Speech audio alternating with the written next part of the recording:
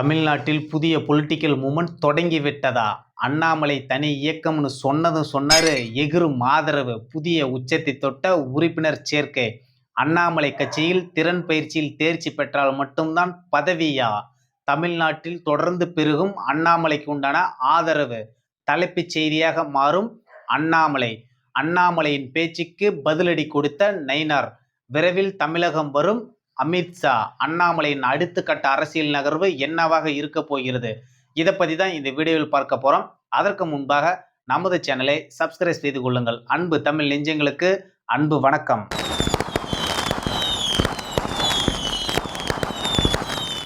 தமிழ்நாட்டோட அரசியல் களம் ஒவ்வொரு நாளும் பரபரப்புக்கு பஞ்சமே இல்லைன்னு தான் நம்ம சொல்லணும். ஏன்னா இவ்வளவு நாளா விஜய் சார்ந்து ஒரு சில விஷயங்கள் எல்லாமே அடுத்தடுத்து தொடர்ந்து நடந்துச்சு. அதிமுகவில் ஒரு பக்கம் சண்டை சச்சரவுன்னு நடந்துகிட்டு இருந்துச்சு.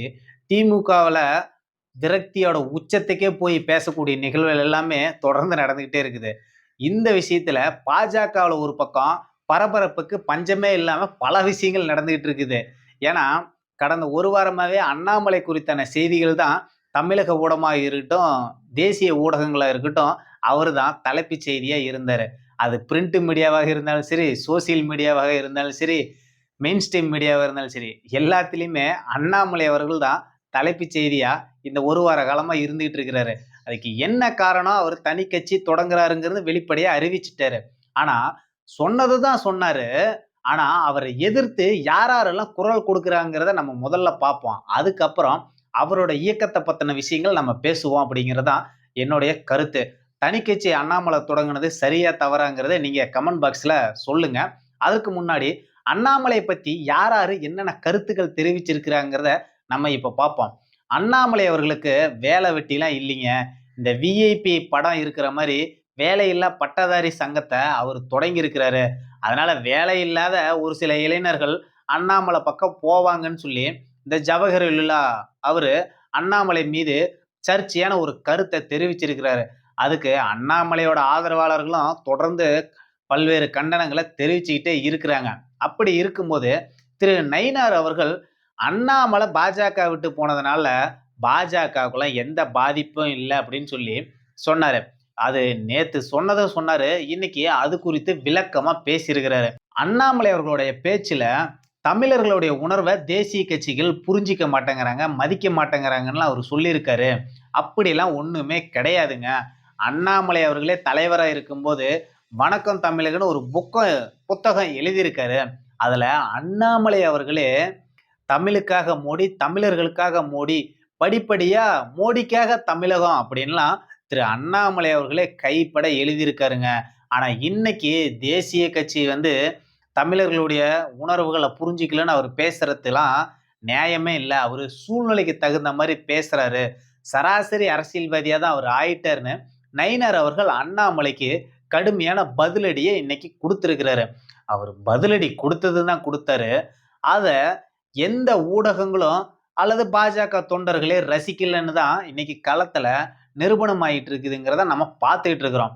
ஏன் அப்படின்னா திரு நயினார் அவர்கள் கூட அடிமட்ட தொண்டர்கள் எல்லாம் மூளைச்சலவை செஞ்சு அண்ணாமலை அவர்கள் கூட்டிட்டு போறாரு. தலைவர்கள் எல்லாம் நாங்களாம் இங்கேயே தான் இருக்கிறோம் அப்படின்னு சொல்லி சொன்னாரு. ஏற்கனவே தொண்டர்களே அது மாதிரியான ஒரு தலைவன் வேணும்னு தான் பாஜக தொண்டர்கள் எதிர்பார்த்தாங்க. இப்ப தலைவரா இருக்கிற நயினாரோ மற்றவங்களோ தொண்டர்களுக்கு உண்டான தலைவர்களா அவர் செயல்படவே இல்லைங்கிறது தான். அதனாலதான் இந்த தொண்டர்கள் அண்ணாமலை நோக்கி இன்னைக்கு பயணிக்கிறாங்க. இப்ப வரையிலும் நயினார் அவர்கள் அது புரிஞ்சிக்காம தான் இன்னைக்கு பேசிட்டு இருக்கிறாரு.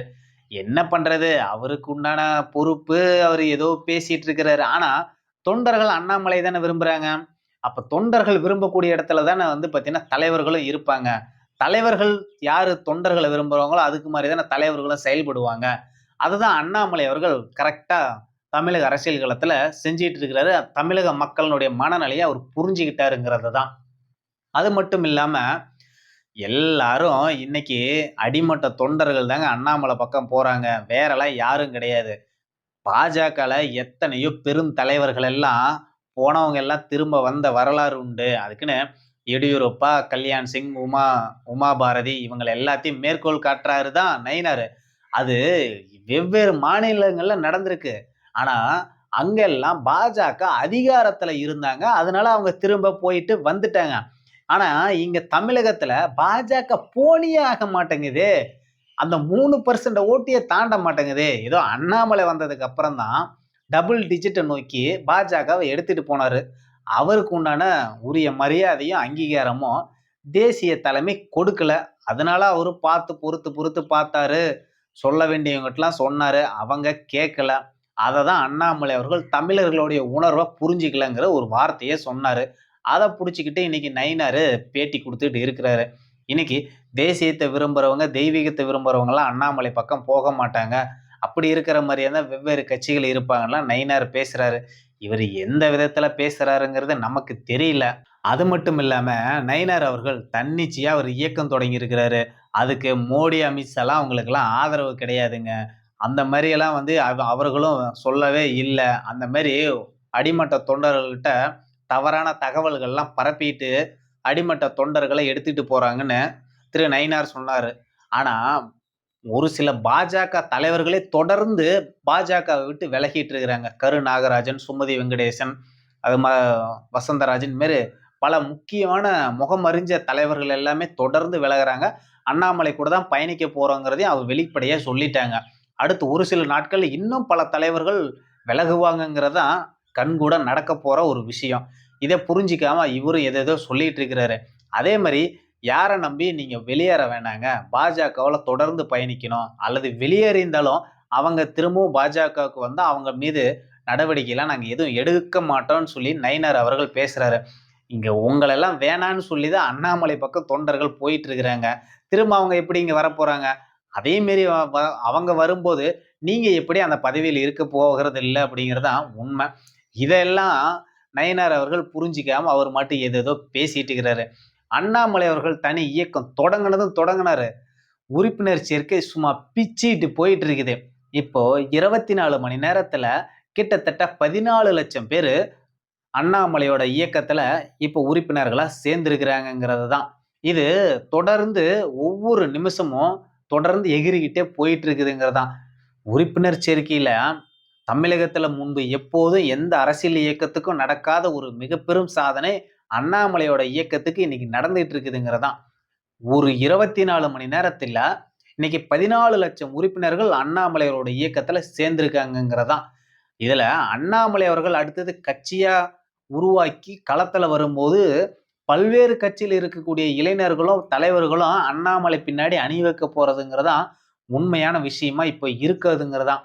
அதனால நயினார் அவர்கள் பயத்துல என்ன பேசுறதுன்னே அவரு தெரியாம பேசிட்டு இருக்கிறாரு. அது மட்டும் இல்லாம இன்னும் முக்கியமான ஒரு விஷயமா, அமித்ஷா அவர்கள் தமிழகம் வராராமா. ஏன்னா, தமிழகத்துல பாஜக தொண்டர்கள்லாம் அண்ணாமலை பக்கம் போறத பார்த்துட்டு, பாஜகவ சரி பண்றதுக்காக அமித்ஷா அவர்களே அதாவது நம்மல்லாம் பாஜக தொண்டர்கள்லாம் யார சாணக்கியர்ன்னு சொல்லுவாங்களோ, அந்த அமித்ஷாவே தமிழ்நாடு வராராமா ரொம்ப சீக்கிரமாவே. அவரு வந்து என்ன பண்ண போறாரு? ஏன்னா, என்ன நடந்துச்சு கடந்த காலத்துலங்கிறது அமித்ஷா அவர்களுக்கு நல்லாவே தெரியும். ஏன்னா, அமித்ஷா அவர்கள் மேடையில வச்சுக்கிட்டே தான் அண்ணாமலைக்கு மிக பெரும் ஆதரவு தொண்டர்கள் குடுத்தாங்க. அப்ப கூட அமித்ஷா அவர்கள் புரிஞ்சுக்கல. ஏதோ பெரிய மனநிலையில அவரு செயல்பட்டாருங்கிறது தான். அத விட்டுட்டு இன்னைக்கு அண்ணாமலை தனியா போனதுக்கு அப்புறம் இனிமேலுக்கு தமிழ்நாடு நீங்க வந்து யார பார்க்க போறீங்க? எத சரி பண்ண போறீங்க? எந்த விஷயத்த சீர்படுத்த போறீங்க? ஒண்ணும் கிடையாது. அமித்ஷா தமிழ்நாடு வர்றதுனால எந்த பிரயோஜனமும் நடக்க போறது இல்லங்கிறது தான் உண்மையான விஷயம். இது தமிழகம் வந்து அவரு என்னத்த சாதிக்க போறாரோ நமக்கு தெரியல. இப்ப இருக்கிற சூழ்நிலைக்கு எந்த கட்சியும் கூட்டணியில இருக்கிற மாதிரியும் தெரியல. அப்படி இருக்கிற சூழ்நிலையில அண்ணாமலைய வந்து வெளியேறிட்டாரு. அமித்ஷா தமிழகம் வராரு.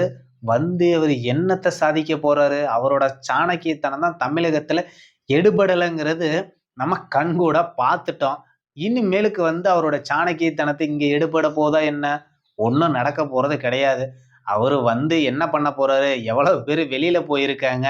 கட்சி இருக்கா இல்லையாங்கிறத அவர் பார்த்துட்டு போக வேண்டிய வேலை தான் பாக்கி இருக்குங்கிறது தான் நம்ம பார்க்க வேண்டிய ஒரு விஷயம். அதுவும் மட்டும் இல்லாம திரு அண்ணாமலை அவர்கள் தொடங்குன இயக்கத்துல அவரு ஏற்கனவே சொல்லிட்டாரு. அப்துல் கலாம் ஐயா பெயர்ல ஒரு தனியா திறன் பயிற்சி மேம்பாடு மையம் அமைக்கிறோம். அதுல வந்து கலந்துக்கிட்டு திறன் பயிற்சியில தேர்ச்சி பெற்றுட்டு உள்ளாட்சி அமைப்புகள்ல போட்டியிடணும். அடிமட்டத்துல கட்சிய பலப்படுத்துறது தான் என்னோட முதல் நோக்கங்கிறதையும் அவர் தெளிவுபடுத்திட்டாரு. கட்சியில இணையக்கூடிய எல்லாத்துக்கும் அவர் எப்படி திறன் பயிற்சி கொடுக்க முடியுங்கிறதும் ஒரு மிகப்பெரிய சந்தேகமா தான் இருக்கு. அவரு சொன்ன விஷயத்திலேயேங்கிறது தான். ஏன்னா, இன்னைக்கு 14,00,000 பேரு இப்ப 24 மணி நேரத்துல சேர்ந்திருக்காங்க. அவரு இந்த 24,00,000 பேத்துக்கு 14,00,000 பேத்துக்கு அவரு எப்படி பயிற்சி கொடுக்க போறாரு? ஒவ்வொரு மாவட்டத்துக்கும் போய் குடுக்க போறாரா? ஒவ்வொரு ஊரா போய் குடுக்க போறாரா? எத்தன நாளைக்கு பயிற்சி குடுக்க போறாரு? என்ன பயிற்சி குடுக்க போறாரு? குடுத்து அவரு தேர்ச்சி அடைஞ்சா தான் உள்ளாட்சி அமைப்புல தேர்தல் களத்துல நிக்க வைப்போம். அதுக்கப்புறம் தான் அமைப்புல பதவி குடுப்போம், பொறுப்பு குடுப்போம்ன்னு சொல்றாரு. இது எந்த விதத்துல சாத்தியங்கிறது, அது திரு அண்ணாமலை அவர்களுக்கு வெளிச்சங்கிறது தான் நம்மளுடைய கருத்தாவும் இருக்கு. ஏன்னா, அண்ணாமலை அவர்களுக்கு நம்ம ஆதரவா பேசினாலும், சாத்தியமில்லாத ஒரு சில விஷயங்கள நம்ம பேசக்கூடியது நம்மளோட கடமை. ஏன் அப்படின்னா, திரு அண்ணாமலை அவர்கள் எப்படி தமிழகத்துல எல்லா கட்சியும் பார்ப்போமோ, அதே மாரி தான் பாஜகவையும் பார்ப்பேங்கிறதையும் அவர் ஒரு கருத்த சொல்லியிருக்கிறாரு. அப்போ இது நாள் வரையிலும் திரு அண்ணாமலை அவர்கள் தேசியத்தையும், தெய்வீகத்தையும் கடைபிடிச்சவரு. இப்ப மதச்சார்பின்மை கடைபிடிக்க போறாராங்கிற ஒரு சந்தேகமும், இன்னைக்கு அவர்களுடைய ஆதரவாளர்கள் மத்தியில இன்னைக்கு வந்திருக்குங்கிறது தான். திரு அண்ணாமலை அவர்கள் அடுத்தது எப்படி அவரது இயக்கத்த முன்னெடுக்க போறாருங்கிறது மிகப்பெரிய சந்தேகமாவும் இருக்கு, கேள்விக்குறியாவும் இருக்கு. ஏன்னா, அவருக்கு இன்னைக்கு மிகப்பெரிய நெருக்கடி காத்துக்கிட்டு இருக்குங்கிறது தான். ஏன்னா, தமிழகத்துல அவருக்கு எதிரா விஜய்ங்கிற ஒரு மிகப்பெரிய ஒரு கவர்ச்சிகரமான ஒரு பிம்பம் முன்னாடி இருக்கு. இன்னைக்கு ஆளுங்கட்சியாவும் இருக்கு. இன்னைக்கு அதிமுக, திமுக ஒரு பக்கம் இன்னைக்கு இருக்கு. அது மட்டும் இல்லாம, எந்த ஒரு அரசியல் கட்சிக்கும் தேசிய கட்சிகளுடைய ஆதரவு இல்லாம மாநில கட்சிகள் செயல்பட முடியாதுங்கிறது தான் கடந்த கால வரலாறுகள். அப்படி இருக்கும்போது, இன்னைக்கு காங்கிரஸ் கட்சி விஜய் பக்கம் இருக்கு. அண்ணாமலை அவர்களும் பாஜக விட்டு வெளியேறி வந்துட்டாரு. இனிமேல் பாஜகவும் அண்ணாமலை ஆதரிக்க போறதில்லைங்கிறது தான். அப்படி இருக்கக்கூடிய சூழ்நிலையில அண்ணாமலை அவர்கள் எப்படி தனிக்கட்சி தொடங்கி தாக்கு பிடிப்பாருங்கிறதே மிகப்பெரிய ஒரு சந்தேகமாவும் இருக்கு. கேள்விக்குறியாவும் இன்னைக்கு அமைஞ்சிருக்குங்கிறது தான். அது மட்டும் இல்லாம இன்னைக்கு ஒட்டுமொத்த தமிழக அரசியல் களமும் அண்ணாமலை மையமா தான் இன்னைக்கு மாறிக்கிட்டு இருக்குங்கிறது தான். ஏன்னா விஜய் விசஸ் அண்ணாமலை ரசிகர்கள் பட்டாளம் ஒரு பக்கம், அறிவார்ந்த சமூகம் ஒரு பக்கம். விஜய் விசஸ் அண்ணாமலைங்கிறது களம் மாறுமா? அண்ணாமலையின் செயல்பாட்ட பொறுத்து தான் அப்படி ஒரு களம் மாறுங்கிறது தான் எதார்த்தமான விஷயங்கிறது தான். அடுத்தது அவரது செயல்பாடு, அவரது இயக்கம், அவரது கட்சி எப்படி இளைஞர்கள் மத்தியில கொண்டுட்டு போறாங்கிறத பொறுத்து தான் விஜய் விசஸ் அண்ணாமலைங்கிற களம் மாறுங்கிறது தான் எதார்த்தமான உண்மை. பொறுத்திருந்து பார்ப்போம் தமிழக அரசியல் களத்தில் என்ன நடக்கிறது என்று. நன்றி, வணக்கம்.